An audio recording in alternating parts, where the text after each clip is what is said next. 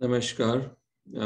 मैं डॉक्टर सरीन बोल रहा हूँ टाटा हॉस्पिटल से, डॉक्टर राजीव सरीन। और आज हम लोग बात करेंगे जेनेटिक्स या आनुवांशिक या हेरिडिटरी कैंसर, वंशानुगत जो कभी कभी परिवार में हो सकता है, वो क्या होता है, उसके बारे में क्या करते हैं, जेनेटिक टेस्ट क्या होता है, और आपका अगर जेनेटिक टेस्ट हुआ है तो उसकी रिपोर्ट को कैसे समझना।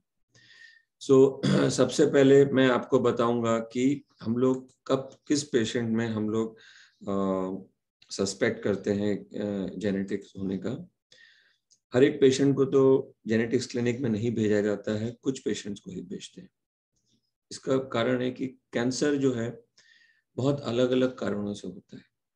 किसी को खान पान की वजह से, रहन सहन का जो तरीका है जिसको लाइफस्टाइल बोलते हैं, तंबाकू है, शराब है, ये सब बहुत कारण है। लेकिन उनमें से एक कारण जो होता है वो जेनेटिक या आनुवांशिक भी होता है।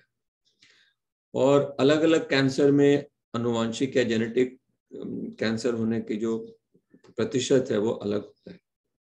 जैसे हम लोग ब्रेस्ट कैंसर लें तो अगर 100 लेडीज को ब्रेस्ट कैंसर है, उनमें से करीब करीब 10 से 20% लेडीज का ब्रेस्ट कैंसर कुछ हद तक जेनेटिक या आनुवांशिक हो सकता है। अगर हम लोग ओवरी कैंसर की बात करें तो ओवरी कैंसर में 20 से 40% लेडीज का ओवरी कैंसर आनुवांशिक हो सकता है। लेकिन किसका है किसका नहीं है ये कैसे पता लगे, उसके लिए जो डॉक्टर्स हैं आपको शायद जेनेटिक्स क्लिनिक में भेजेंगे, नहीं तो कई बार कुछ फैमिलीज खुद भी आ जाती हैं और यहाँ पर हम लोग पूरा डिटेल में पूछते हैं आपका कैंसर जो है किस टाइप का हुआ है, कैसा है, उसका सब डिटेल्स देखते हैं। प्लस हम लोग परिवार में किसी को कोई बीमारी हुई थी कि नहीं हुई थी, कैंसर का भी डाउट हुआ था, वो सब पूछ के हम लोग को आइडिया लगता है कि कैंसर आनुवांशिक होने के चांसेस हैं कि नहीं। अगर लगता है कि वो चांस है, संभावना है उसकी काफी, तब हम लोग आपको बताएंगे कि आपका जेनेटिक टेस्ट हो सकता है कि नहीं। मैं आपको बताता हूँ जेनेटिक टेस्ट क्या होता है। पहले हम लोग को कब डाउट होता है कि ये कैंसर आनुवांशिक हो सकता है, और ये ध्यान रखिए इससे खाली डाउट होता है, इससे कंफर्म नहीं होता। एक तो अगर आनुवांशिक या हेरिडिटरी है, मतलब फैमिली में एक से ज्यादा लोगों को कैंसर होना। ज्यादातर जैसे ब्रेस्ट कैंसर वाली फैमिलीज में ब्रेस्ट कैंसर के अलावा ओवरी का कैंसर, प्रोस्टेट का कैंसर आदमियों में, पैंक्रियास का कैंसर, और कभी कभी कुछ दूसरे कैंसर भी हो सकते हैं, सार्कोमा हो सकता है, ब्रेन ट्यूमर हो सकता है। सो अलग अलग टाइप के आनुवांशिक ब्रेस्ट कैंसर होते हैं, उसमें अलग अलग दूसरे कैंसर की संभावना होती है। एक तो हो गया परिवार में एक से ज्यादा लोगों को कैंसर होना।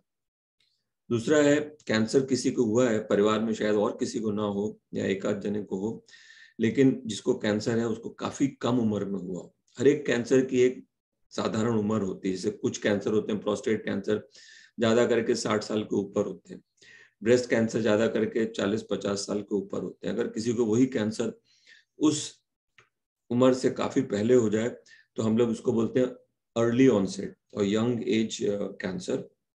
तो उसमें भी आनुवांशिक होने की या जेनेटिक होने की संभावना होती है। जेनेटिक मीन्स जीन्स के थ्रू, जीन्स में कुछ ऐसे चेंज था।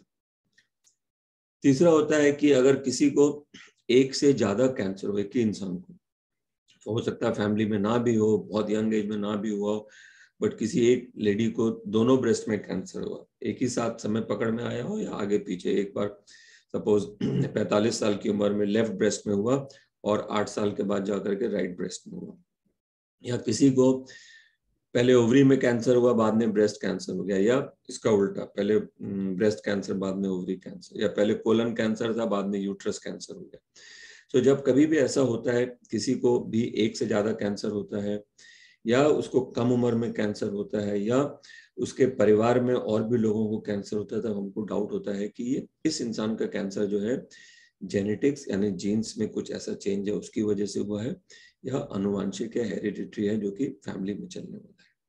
एक और कारण होता है जब हम लोग को डाउट होता है, अगर जो पैथोलॉजी बायोप्सी की रिपोर्ट होती है उसमें जो पैथोलॉजिस्ट डॉक्टर और आपके जो ट्रीटमेंट वाले डॉक्टर वो लोग कुछ ऐसा खास देखते हैं जिससे कि डाउट होता है कि शायद ये आनुवांशिक कैंसर हो सकता है। जैसे ब्रेस्ट में triple negative breast cancer, ovary में हाई ग्रेड सीरस कैंसर, और कुछ अलग अलग कोलोरेक्टल कैंसर है, यूट्रस कैंसर में वो MSI हाई बोलते हैं, या MMR डेफिशिएंट कैंसर। सो जब ऐसा होता है तो आपको जेनेटिक्स क्लिनिक भेजा जाता है। जेनेटिक्स क्लिनिक में जो एक्सपर्ट होते हैं, हमारे जेनेटिक काउंसलर्स होते हैं और डॉक्टर्स जो कि जेनेटिक्स में उनका स्पेशलाइजेशन होता है, एक्सपर्टीज होती है जैसे कि मेरा, तब हम लोग आपसे और डिटेल में जाते हैं। आपकी पर्सनल हिस्ट्री, आपका जो ट्यूमर है उसमें किस टाइप का क्या क्या देखा था, आपके शरीर में कोई ऐसा निशान तो नहीं है, कोई चकत्ते तो नहीं है चमड़ी में, होठों के नीचे तो नहीं है, फेस पे कुछ तो ऐसा नहीं दिख रहा है, वो सब देखते हैं हम लोग, क्योंकि उससे भी कभी कभी किसी जेनेटिक सिंड्रोम की संभावना के बारे में पता लग सकता है। फिर उसके बाद में हम लोग पूरा आपका डिटेल्ड फैमिली हिस्ट्री लेते हैं कि परिवार में दोनों साइड, आपकी मदर की साइड, फादर की साइड, कभी किसी को किसी भी किस्म का कैंसर हुआ था या डाउट था, या अगर आपको पता नहीं कि कौन सा कैंसर हुआ तो हम लोग उसके लक्षण पूछते हैं ताकि हम लोग को आइडिया लग सके कि किस किस्म का कैंसर उनको शायद रहा हो। बिकॉज कौन से टाइप का कैंसर है इसको पता करने से हम लोगों को जेनेटिक टाइप का है कि नहीं है उसकी संभावना के बारे में ज्यादा अच्छा पता लगता है, और किस उम्र में कैंसर हुआ था। उसके बाद हम लोग को आइडिया लगता है कि आपका कैंसर जो है उसमें अनुवांशिक या जेनेटिक होने के कितने % चांस है। कुछ केस ऐसे होंगे जिनको सब बात करने के बाद हमको लगेगा कि आपका कैंसर जेनेटिक या अनुवांशिक होने की संभावना बहुत कम है, मे बी जस्ट 5%। 0% तो कभी कोई किसी को नहीं बोल सकता, लेकिन हम लोग बोल सकते हैं कि संभावना बहुत कम है।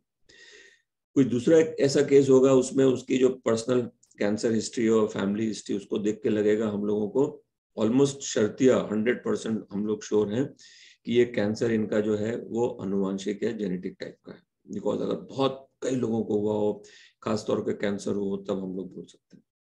लेकिन इसमें भी हम लोग को डाउट होता है, या बहुत कम डाउट होता है या बहुत ज्यादा डाउट होता है कैंसर अनुवांशिक है कि नहीं, लेकिन उसको टेस्ट करने से पहले, उसको टेस्ट किए बिना हम लोग 100% श्योर नहीं हो सकते। वो जो टेस्ट होता है इसके लिए उसको जेनेटिक टेस्ट बोलते हैं। जेनेटिक टेस्ट एक स्पेशल टेस्ट होता है, लेकिन उस टेस्ट को करने से पहले हम आपके बारे में कुछ और जानना चाहते हैं। ये मैंने बताया कि अगर फैमिली में रन कर सकता है, या किसी ने डाउट दिया कि ये हो सकता है अनुवांशिक या हेरिडिटरी हो, आगे की जनरेशन में भी जा सकता है, भाई बहनों में भी हो सकता है, और लोगों में हो सकता है। कई बार जब ऐसा होता है तो लोगों को अलग तरह की चिंता या भय उनको सताता है अपने बारे में, परिवार के बारे में। कई बार इसमें फैमिली में जो रिलेशनशिप होते हैं उसमें भी थोड़ा सा खिंचाव आ जाता है। तो ये टेस्ट ऐसा नहीं कि हमने बोला चलो आप ये सीबीसी या ब्लड शुगर करा कर आ जाओ। आपसे पहले हम लोग डिटेल में बात करते हैं, समझते हैं कि इस टेस्ट का आप क्यों, आपके केस में जरूरत है कि नहीं है, तो आपको हम लोग बताते हैं कि इसमें हमें क्या रिजल्ट मिल सकता है।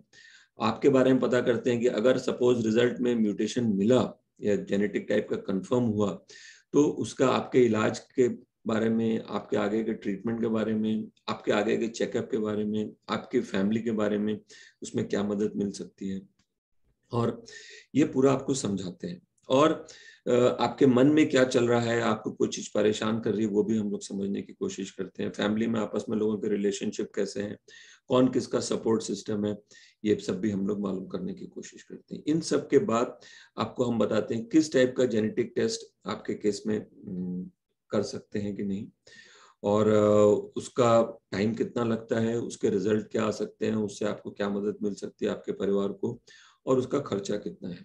तो ये सब पूरा बताने के बाद जेनेटिक टेस्ट होता है। उसके लिए ब्लड सैंपल लिया जाता है। ब्लड सैंपल में से हम लोग जो व्हाइट ब्लड सेल्स होते हैं उसमें से डीएनए निकालते हैं। डीएनए के ऊपर हम लोग ये जीन्स का टेस्ट करते हैं और उसका रिपोर्ट आता है। वो आपको मैं नेक्स्ट उसमें बताऊंगा कि ये इसके रिपोर्ट क्या होती है, जीन्स क्या होती हैं, डीएनए क्या होता है, टेस्ट में क्या क्या मिलता है, उसके ऊपर क्या करते हैं। Okay, thank you.